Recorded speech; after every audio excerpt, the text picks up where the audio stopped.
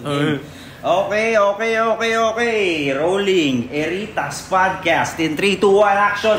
Okay, so what's up sa inyo mga guys? Andito na naman tayo sa mga Eritas Podcast. At tayo ay ngayon, pag-uusapan natin ay hindi basta-basta episode. Ito ay Halloween episode.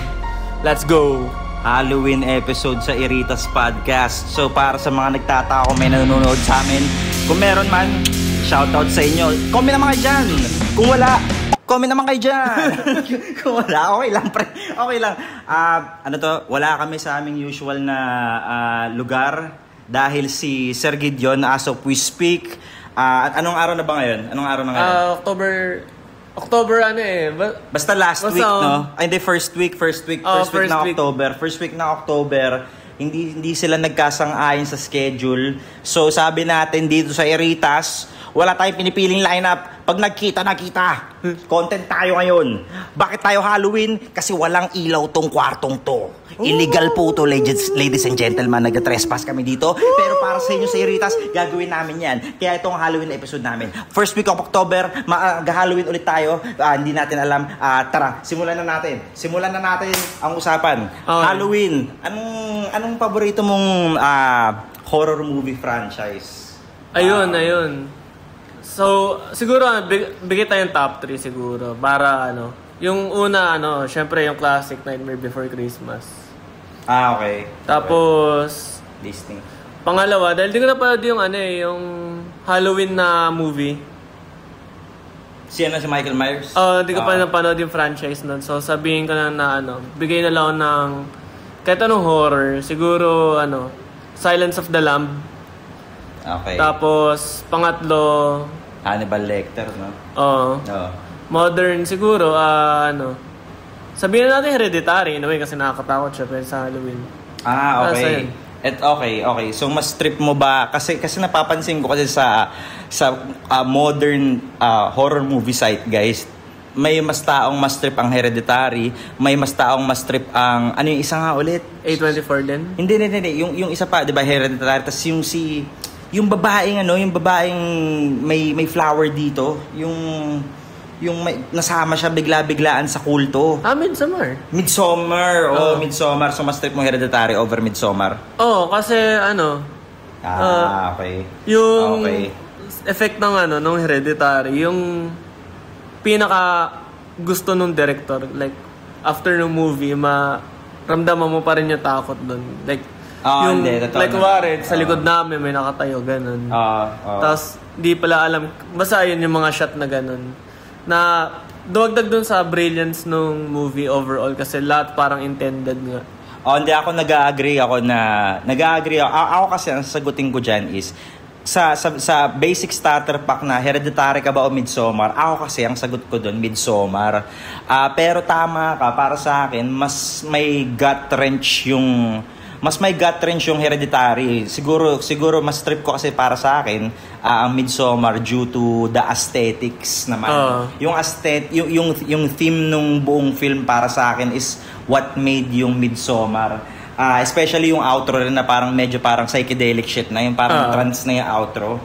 Although napaka-gut-wrenching din talaga nung outro dun sa Hereditary. Yung pumasok ulit siya dun sa treehouse. Yung may andun yung mga kakilala niya, yung mga relatives, tapos nakaubad sila, tapos may yung kapatid niya, pangalan si Charlie ba yun? Diba yung ulo niya andun sa may parang mannequin. Tapos ayun yung parang pinaka nag-stick sa akin, like kahit ilang araw na, like napaka-disturbing tingnan ng mannequin kasi parang realistic. Ganun. Ako para sa akin ang sige, okay, usapang Hereditary, no. Para sa akin naman ang pinaka nag-stick na skit sa akin or part ng Hereditary movie is yung acting or yung pagsikaw talaga ng babae, yung ando dun siya sa kusina, tapos yung mukha niya talaga noon, putang ina.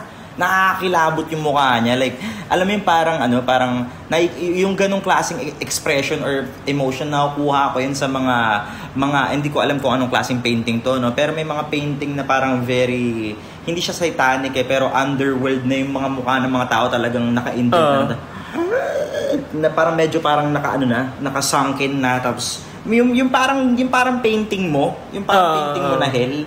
Parang ganun yung na-evoke ng emotion na yun sa akin yung scene na yun. Ayun, solid yun. Tapos yung isa pang scene, yung 'di ba naghuhugas ng pinggan ba yun? Yung kita mo yung attic nung napugutan niyang kapatid. Oo. Tapos 'di ba nagkaroon ng heater yun dahil sa nanay. Tapos paulit-ulit yun na nagiging pula ganun. Oo. Like yung makita mo lang yung mga ganung bagay kahit na hindi siya ma-jump scare o parang ramdam mo talaga na may something na may ando dun demonic dun sa may entity or may presence tulad ng kung saan kami nag-shoot, ladies and gentlemen. Bago tayo bumalik dyan sa Midsommar at saka sa Hereditary, no? Nakalimutan ko palang maglagay tayo ng online intro, no? Nag-shoot kami ngayon sa isang undisclosed location na walang saksakan, and pinapagamit naman sa amin, ladies and gentlemen. Pero dahil walang saksakan, meron kami ngayon parang 10 metrong haba na extension cord para magsaksak lang nitong mga to. May mga ilaw lang. Itong mga ilaw na to, ladies and gentlemen, like lang to, gawa-gawa lang namin para may ma-content dito sa Iritas Podcast. Okay, tara, usapang mga pagot na ulo tayo ulit, no? Para sa akin kasi memorable yung syempre ang pinaka-memorable na dun sa Hereditary is yung ulo part, no? Pero kung usapang naman Midsommar, bakit ko natripan yung Midsommar, yung nahulog. Yung buhay pa. Oo, gagi. Hindi kasi ang nakakatuwa kasi doon yung unang tama nung Midsommar, like parang gets ko na ay puta, medyo cold, parang cultish, parang mahilig ako sa ganun yung mga cult shit na mga film, and nung nakita ko na parang may tema, tas biglang may nahulog, bigla na lolo, tas talagang pinakita talaga yung pagbalagbag niya. Walang cut kahit walang cut. Talagang medyo parang pag kumain ka ng popcorn, medyo naramdaman mo yung nginig dito medyo parang gusto mong umutot pero hindi ka naman nauutot Alam mo yung parang nahalo yung popcorn sa tiyan mo, gago. Umutot ka na, hindi nauutot ang puta. Pero ikaw, naramdaman ba yun? Yung betlog gumangat. Oo. I think pa kasi pagdating sa mga modern type na mga memorable horror films, I feel like nag-lean towards na sila. Medyo tapos na yung era ng jumpscare kasi masyado na siyang gamit. I feel like nag-focus na sila more so dun sa idea of absurdism. Napansin ko lang sobrang, alam mo parang simple lang yung storya, simple yung parang pattern ng story. Tapos biglang sa bandang dulo, biglang parang, nasama na siya sa kulto. Yung buong pamilya niya dyan. Tapos parang, ano ibig sabihin nun?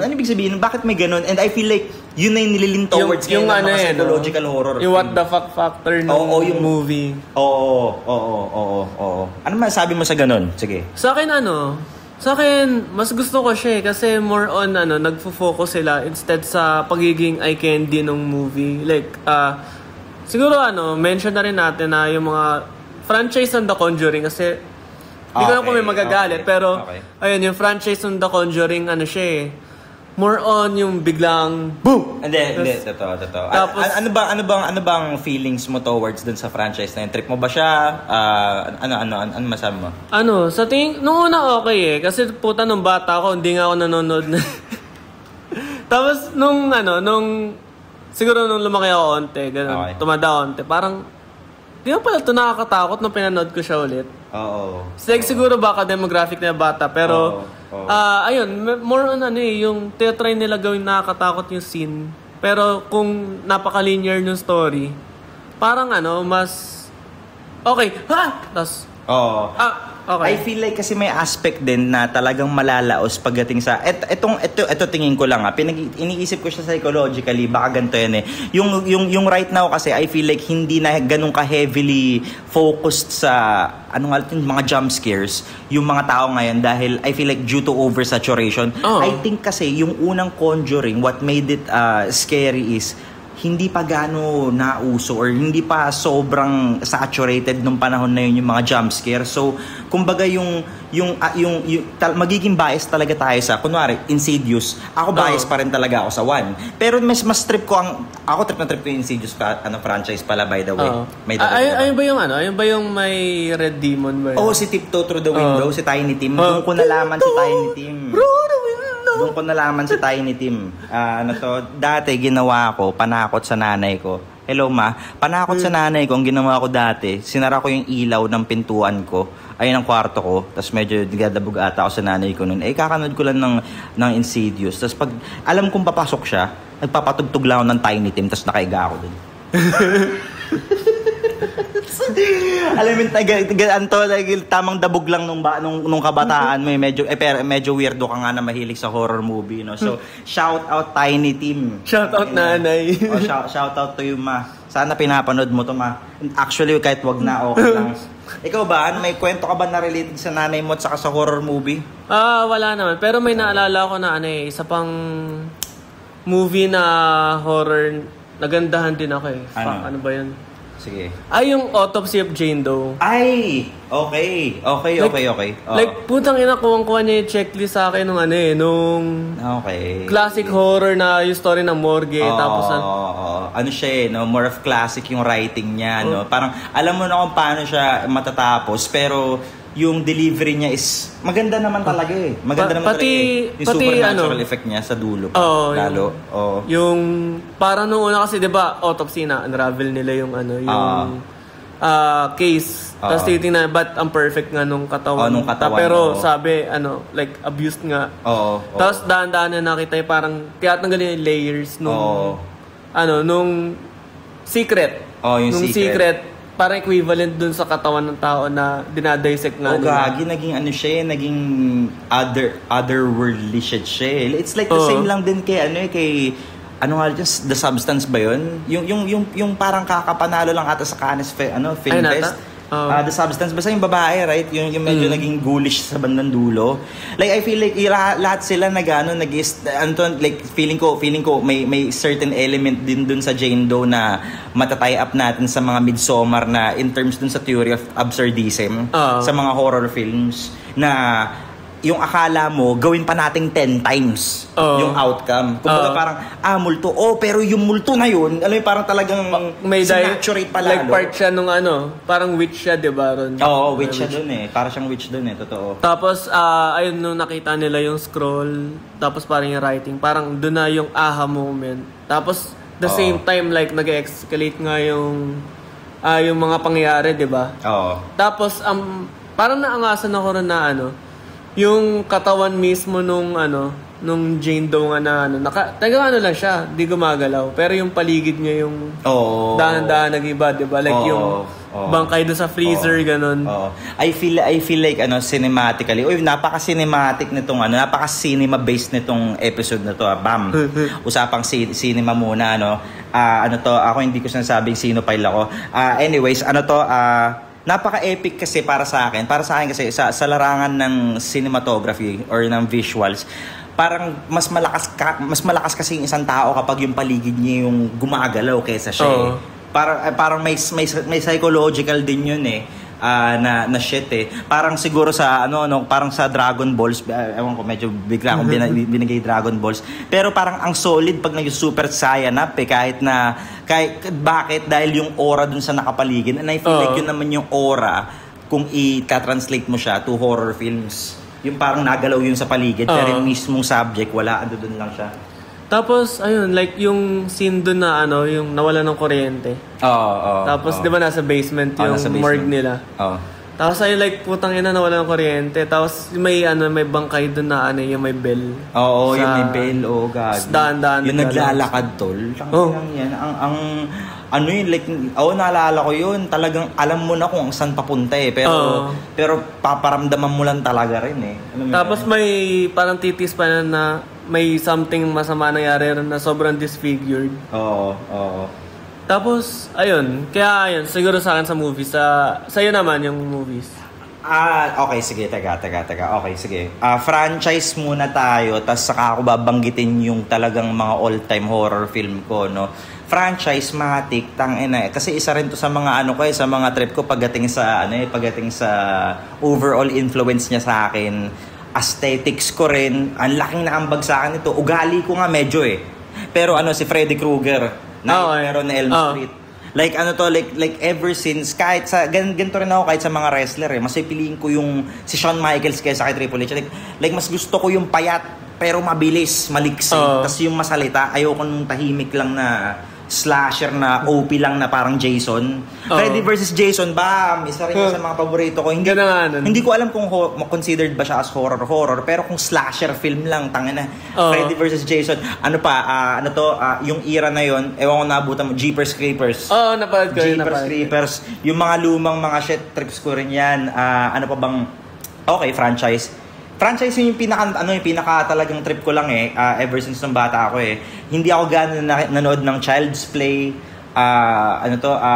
yung kay Jason, medyo, pero hindi ko na gano'n hindi ko siya maalala tulad ng kay Freddy. Lalo yung mga posters nila, nakita mo ba yung mga dating movie posters? Hindi. Ng Nightmare on Elm Street? Ay, sinasabi ko sa'yo, i-search mo yung mga lumang mga lumang Nightmare on Elm Street, lalo yung mga 3-4, tangina ang gaganda dyan. Alam mo yung mga tangina like parang lumang cinema style. But anyways, Jason, sakto lang pinanood ko. Michael Myers, hindi ko gaano trip si Michael kasi parang Jason na lang din siya para sa akin Napanood ko si Michael yung mga yung Halloween ng mga parang mga 2012s na, yung mga medyo bago-bago na. Yung parang medyo na hype na lang. Nakita ko na Pero yung Freddy vs. Jason, yung isa sa mga paborito ko. Ngayon, usapang mga modern naman, ano kaya ang mga nag-stick sa akin na medyo modern? Babadook. Ay, maganda nga. Sobrang... not necessarily horror na panakot, right? Pero yun kasi yung gusto kong klaseng horror. Gusto ko yung parang horror na may kasama na rin siyang aesthetic change This year, Weapons. Napanood mo na yung Weapons? Di pa. Panoorin mo yung Weapons. Long Legs. Napanood mo na yung Long Legs? Ay, ngayon gusto ko Panoorin mo yung Long Legs. Yung dalawang yun, maniwala ka, matitripan mo yun. Lalo yung Long Legs. Kasi yung Long Legs, mayroon siyang kasamang, parang Satan. Basta may pero diba serial killer yun? Si Long Legs? Yes. In a way, serial killer si Long Legs. Si Long Legs na character pinag-uusapan mo, diba? Serial killer si Long Legs. Ang galing ni Nicolas Cage dun sa portrayal niya dun. Yun yung nakapag-clickbait sa akin dun sa Long Legs na movie. Tapos and not to mention yung posters niya, yung poster ng film na yun, very reminiscent siya to black metal posters or black metal na style ng aesthetic. And yun nga, yung cinematography niya ang ganda. Ito napansin ko, meron din ginagamit din to ng mga parang mga indie looking cinematography. Nagbabago sila ng mga aspect ratio paminsan-minsan. Hindi sila naka-fix aspect ratio dun sa 1 hour 40 minutes. Parang kunwari mga first 10 minutes naka 16:9 tapos biglang magti 3:4. Alam mo yun, like parang tangina. Kumbaga parang yung boundaries talaga or yung limitations talaga ng art, depende na lang talaga sa'yo So, alam mo yun, like, makakapag-deliver pa rin sila ng mga fresh na perspectives tulad ng aspect ratio change. Alam mo yun, para sa akin, nahalus ako.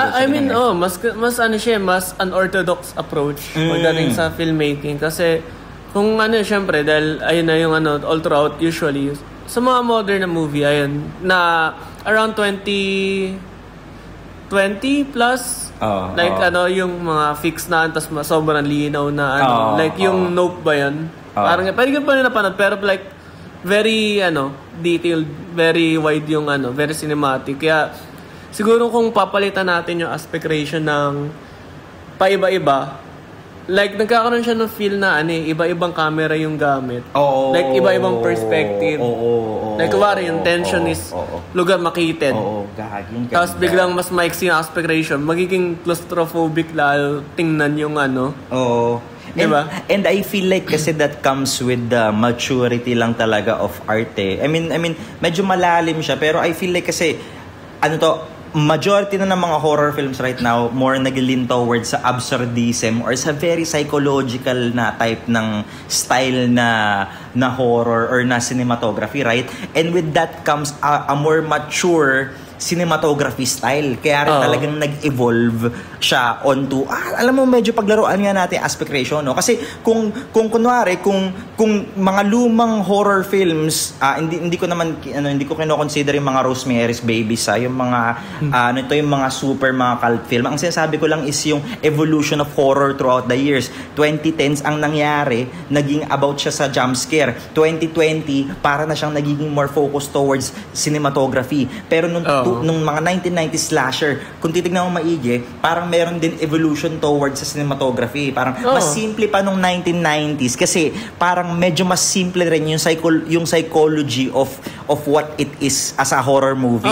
2000s, medyo gumanda, pero naging about audio. Bakit? Siguro dahil medyo nauso yung Dolby Digital nung panahon na yun.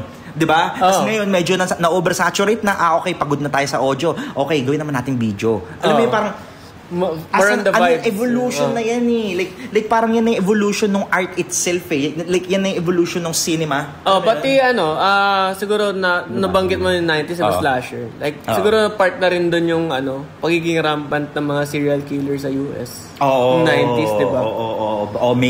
Maybe yun pa yung dahilan kung bakit nagkaroon ng malaking pop culture towards slasher films. Dahil nga sa... Kasi diba tao sila usually. Yes. And siguro dahil din due to meron pa kasing monocentric media coverage nun eh. Like ang meron lang silang info kung ano nang nangyayari dun sa mga serial killer kunwari na sinusundan nila is yung balita. Like syempre kung ganun ka-tense, kung meron mas glamorized version niya, hindi to si Richard Ramirez pero ito si Freddy Krueger. Syempre parang okay to Diba? Parang puta, may Wolverine, no? Wolverine na sunog, Parang si Wolverine at saka si Deadpool pinagsama. Medium rare, no? Medium rare na Wolverine. Pero may charisma. Talker, kumbaga, hindi siya si Wolverine medyo dali, kumparahan tayo. Sino si Wolverine sa WWE? Bam, medyo palitan tayo. Ano to? Okay, 21 minutes, bam. Okay, mabilis ang WWE segment, dali, kung si Wolverine, ginawa mo siyang WWE character, sino siya ngayon? Triple H si Wolverine, I see. Okay. Kasi brute force. Okay. Ako ang sagot ko dyan kung Wolverine na luma, tingin ko para sa akin, tingin ko si Batista, Logan na Wolverine na battered and bruised, tingin ko sa panahon ngayon si CM Punk. Diba, yung Logan parang pagod na sa mundo. Yung parang namatay na yung inaalagaan niya. Medyo hindi ako gano'n nanood ng franchise, ladies and gentlemen. Pero pinanood ko yung Deadpool versus Wolverine. Maganda. Ano sabi mo doon? Ang clever kasi una pa nga lang yung Deadpool franchise. Kilala nga sila nun sa fourth wall.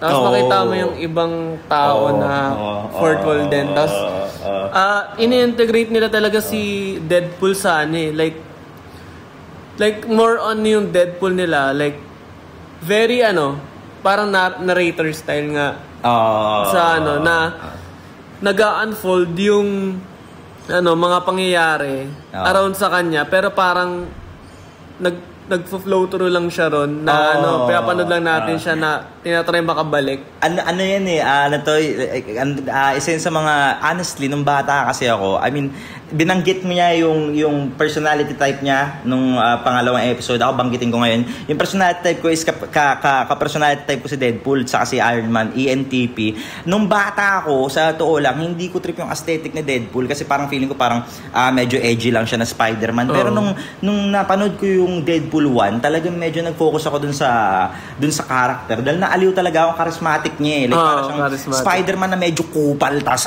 mas extroverted pa ng konti. Pero medyo talagang medyo talagang medyo entertaining talaga yung release niya. Tapos para siyang Family Guy. Para siyang Family Guy episode. Alam mo yun? Para Marvel. Para siyang maskuladong Seth MacFarlane. Kilala mo si Seth MacFarlane, yung gumawa ng Family Guy. Siya yung nagboses kay Brian, kay Stewie, alam mo yun, pero yung ugali niya, tas nilagay mo sa isang superhero, Deadpool, bam. And natutuwa kasi ako, and I think, ewan ko, medyo may alam ka ba sa Marvel? Kasi alam ko, if tama lang pagkakaalala ko, si Spider-Man hindi siya naka-license under MCU, parang naka-license pa rin siya under Sony. Sony. Kasi and isa daw 'yun sa pinakamagandang asset na ginawa ng Sony na iniwan nila sa Spider-Man kasi yung ROI ng Spider-Man franchise itself talong-talo na agad yung kasi ganoon talaga kasi Spider-Man, 'di ba? Kung tutuusin para sa akin sa Marvel right now, may chance na maging si Deadpool din ganun din magkaroon din siya ng sarili niyang lane like para lang siyang mas R16 na Spider-Man kung tutuusin like kaya niyang patumbahin yung Justice League ba yun? Avengers pala, Avengers. Sorry, medyo hindi ako mahilig kasi superhero. Patay ka sa fans nun. Patay ako sa fans nun. Sige, MCU, DCU.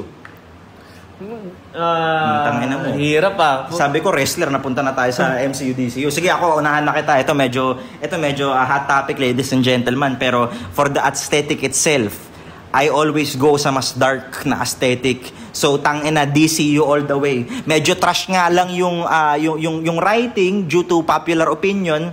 Pero yung Superman, ang ganda. Hindi ko pa napapanood. Sige, wag natin spoil. Solid ba? Hindi, pero solid. Alam mo yung series na Invincible?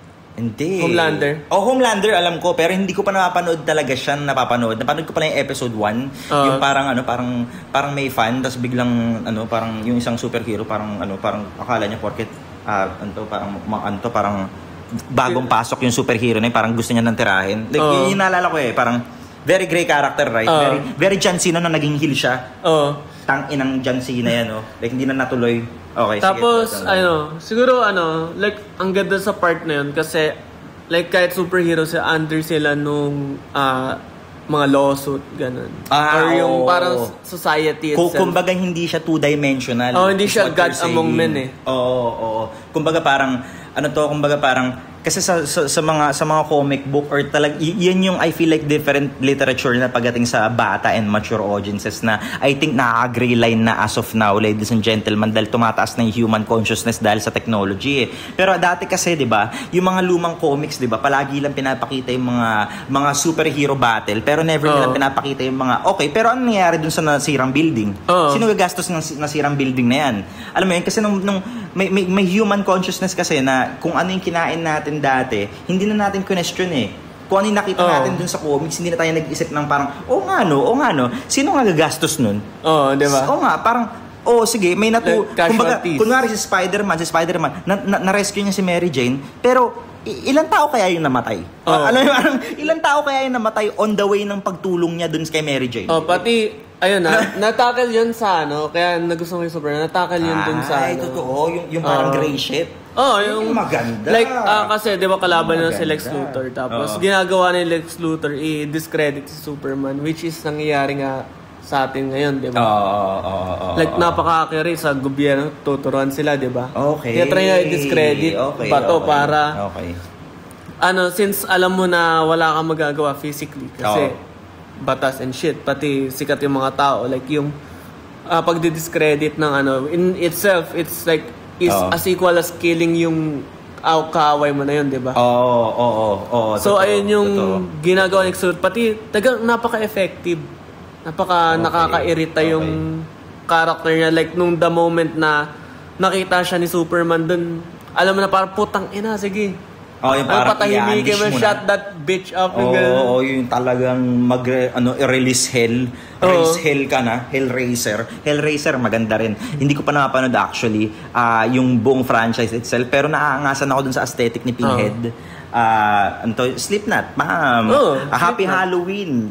Happy Halloween sa inyo. Tingnan natin. Double check tayo ng time, no? Okay, 28 minutes. Okay.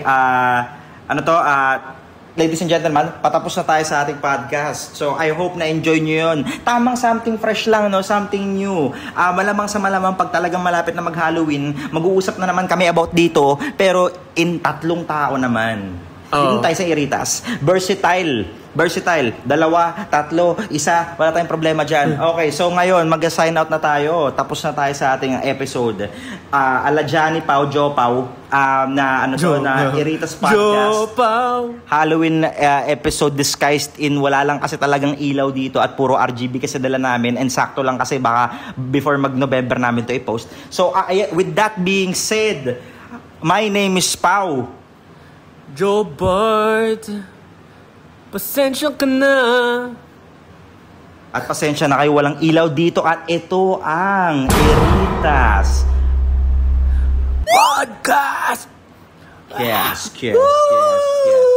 Yun na muna yung ladies and gentlemen. Next time, hopefully, magkasaktuhan na si Gids tsaka si Johnny na sa schedule. Okay, bye-bye mga kaiba Ilando.